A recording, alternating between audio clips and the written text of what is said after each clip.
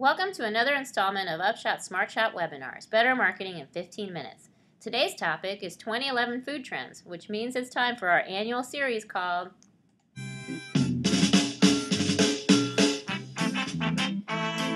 A Message to You, Foodie. You know, like the special song? Anyone? Ah well, today's presenters are nothing short of a blue plate special. I'm Liz Aviles, Vice President of Market Intelligence. And I'm Brian Asner, Senior Manager of Innovation and Market Intelligence. We've identified 4 pairs of overarching themes that are driving food trends now and will continue to be influential throughout 2011. Today's presentation will focus on 3 of these pairs in particular: awakening and awareness, transparency and traceability, and self-sufficiency and empowerment. We've already covered the theme of progress and pragmatism in depth in our most recent potty posting. The essential ingredient in that theme: food is one of the few places where we're seeing meaningful progress on the category's longest-running problems, thanks to major players cooperating and offering practical solutions for our consumers. For more on that theme, we strongly suggest that you indulge in this nutritious brain food at the link on your screen. But if pragmatism is the cause behind that progress, then the result is our next theme. The American consumer's great awakening and newfound awareness about food. Way back in 2010, we called out the trend of ubiquitous connoisseurship, noting that today's consumer has the potential to be better informed and more knowledgeable than any shopper in history. Certainly, much of this progress is thanks to the emergence of a variety of comprehensive tools that assist consumers with pre-trip planning and at-shelf information. But there's also been a cultural shift in which food news is a top story rather than a niche notion. Few people have more influence over mainstream American culture than Oprah, and she's been more than willing to use her significant clout to talk in depth about food. She most recently made headlines by challenging her entire staff to go vegan for a week, with 300 of her 378 staff members succeeding. Now, your boss might not have the same sway over your diet, but the takeaway from the staffers wasn't about how many will convert to veganism in the long run. Instead, the experiment started a dialogue that raised awareness about more conscious consumption of animal products. These kinds of individual nuggets of food news have coalesced into a growing awareness of our often dysfunctional relationship with food, how dietary insufficiencies are directly connected to health issues, and how a turducken a day keeps the doctor well paid. The fact that the USDA is now requiring meat packers to add nutritional labels should help drive that message home. Mintel just released a report that found that 2/3 of American consumers are clamoring for more healthy breakfast options, and that healthy menu options are the most important factors in deciding where to eat in the morning. In a case of dueling studies, MPD just threw a wet blanket on that claim by finding a gap between people's intentions and them actually limiting meal size and calorie intake. But where MPD sees doubt, we see an area that's ripe for opportunities to help consumers make their healthy hopes a reality. In our discussion about progress and pragmatism, one of the foundational ideas was that consumers are sobering up to a inspiring reality about health and wellness, that there's no magic bullet to looking and feeling good. Those pills, potions, fad diets, and superfoods just can't compete with boring old exercise and thoughtful food choices. This sentiment is particularly strong among the wizened baby boomers, as 35% of them used to believe that quick fixes could make them look younger, but now realize that isn't true. That number jumps to 50% among the pre-boomer generation. Better late than never. While this revelation could have led consumers to give up and drown their sorrows in a tub of deep-fried caramelized Twinkies topped with Haagen-Dazs, consumers have instead turned this into an opportunity to reconsider the vicious cycles of overindulgence and restraint. As mentioned in the pragmatism section, we've come up with smarter, more sophisticated solutions that finally allow us to break the food category's most destructive cycles. Eating healthy no longer requires cardboard-flavored self-denial, as diners are rediscovering the joys of fruits and vegetables prepared in fresh new ways. For instance, the reason many food analysts are calling 2011 the year of the vegetable isn't because we finally caved into our mommies saying that we can't have dessert if we don't eat our Brussels sprouts. Rather, we're getting oh so much smarter about unlocking vegetables' tastiest elements, especially as chefs are rediscovering traditional techniques from more vegetable-centric cultures, in a nod to our primitive simplicity trend.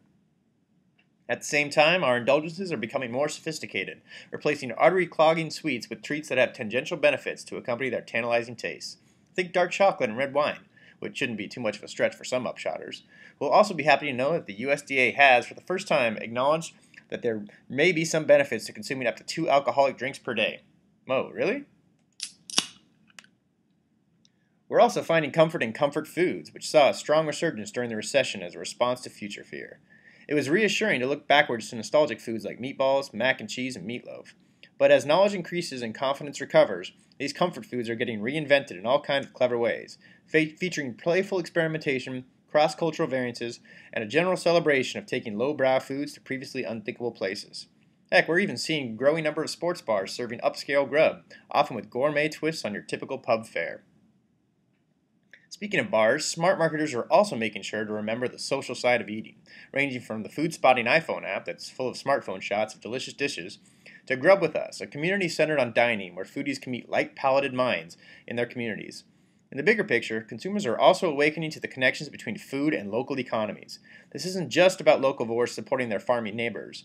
A resurgent interest in seafood from the Gulf of Mexico and southern cooking in general is certainly a product of greater awareness about food's critical role in the economic recovery of the hard-hit Gulf region.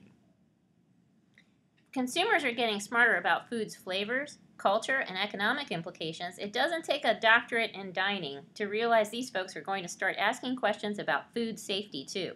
Specifically, there's a critical mass of consumers who see food safety as a matter of personal health, after a few too many E. coli and salmonella breakouts caused a few too many uncomfortable trips to the bathroom, if not the emergency room. With more Americans asking where their food comes from and how it got there, we've identified transparency and traceability as our next big food theme for 2011.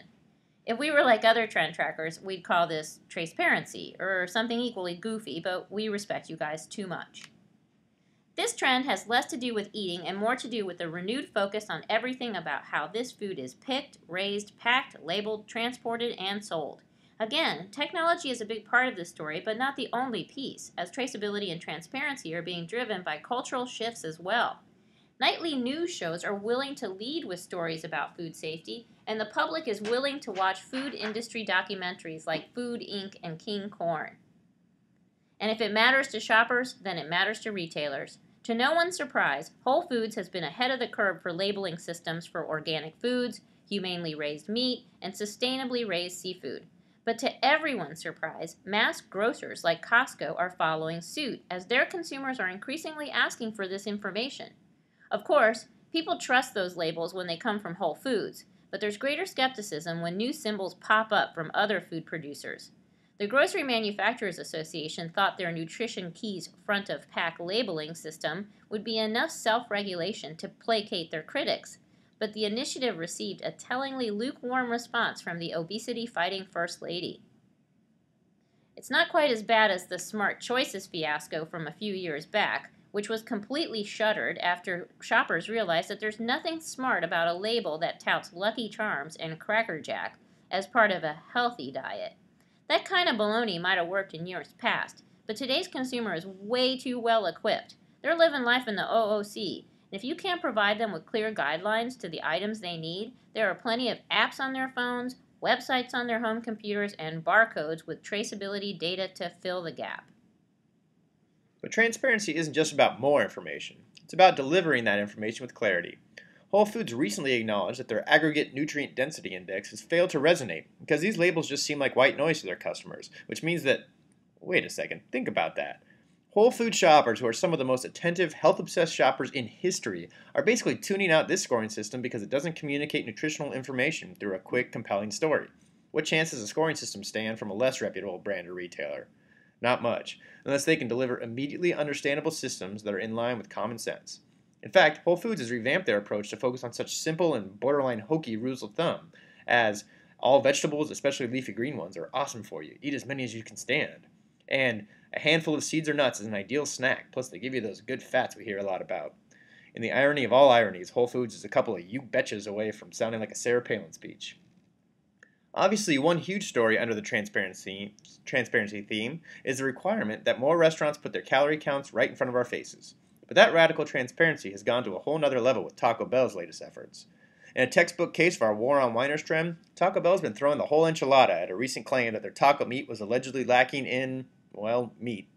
Rather than cowering from these claims, Taco Bell seized the controversy as an opportunity to be more transparent about the quality of their beef, even going so far as to post their signature recipe on TacoBell.com. But healthy claims aren't always so ostentatious. In fact, many foods that are getting healthier are doing so with intentionally little fanfare. Mintel recently reported that most reductions of high fructose corn syrup have been done quietly, as have many reductions in sodium. These are indisputable improvements to the healthiness of their products. So why aren't these marketers shouting from the rooftops? Because this junk shouldn't have been in their foods in the first place. And now that consumers are awakened and aware, the absence of these kinds of elements is basically a cost of entry. Advertising their absence will lead some consumers to ask why they were ever there at all. There's also the perception that removing salt or those delicious trans fats will take the flavor with them, meaning such proclamations could end up alienating both poles of the foodie spectrum. So what's a food brand to do? Get the unhealthy elements out of your products as fast as you can and then, well, move on. Speaking of moving on, let's get on to our final theme for our food trends, self-sufficiency and empowerment. This theme basically describes the application of the awakening and awareness we described earlier.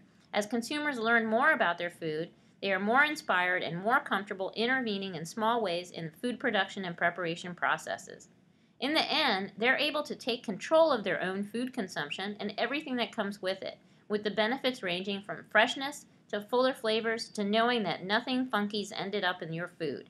Of course, this self-sufficient spirit is also a proactive response to our future fear trend. Many of these applications also have their roots in the aforementioned Year of the Vegetable, and these two worlds collide in the rise of homegrown herbs and vegetables. This movement is especially taking off in urban areas where it's a bit tougher to get fresh from farm produce, and many neighborhoods are even encouraging collective gardening so that entire communities can share in the bounty. For those who want to get out of town, the DIY veggie world includes trips in which foodies can go foraging for herbs that are hyper-local and seasonal. And if we look farther out to the cutting edge, the rise of home canning and preserving, pickling and fermenting all exist at the intersection of DIY and resurgent veggies, as do the rising interest in growing your own mushrooms. No, not those kinds of mushrooms. There's even a DIY angle to spicing up vegetarian dishes with new flavors. For instance, learning how to use spices like pimentón de la vera to impart smokiness in a variety of meatless foods. Okay, vegetables totally aren't as fun as DIY trends in more indulgent food and beverage categories. Following the example of places like Chicago's own much-loved Violet Hour, we're seeing a rise of homemade bitters at finer cocktail lounges, but also for those who want to add a homegrown twist to their home entertaining. The same goes for the home brewers who are challenging themselves with experimental suds, as well as those who are making their own infused spirits with a whole host of unique flavors.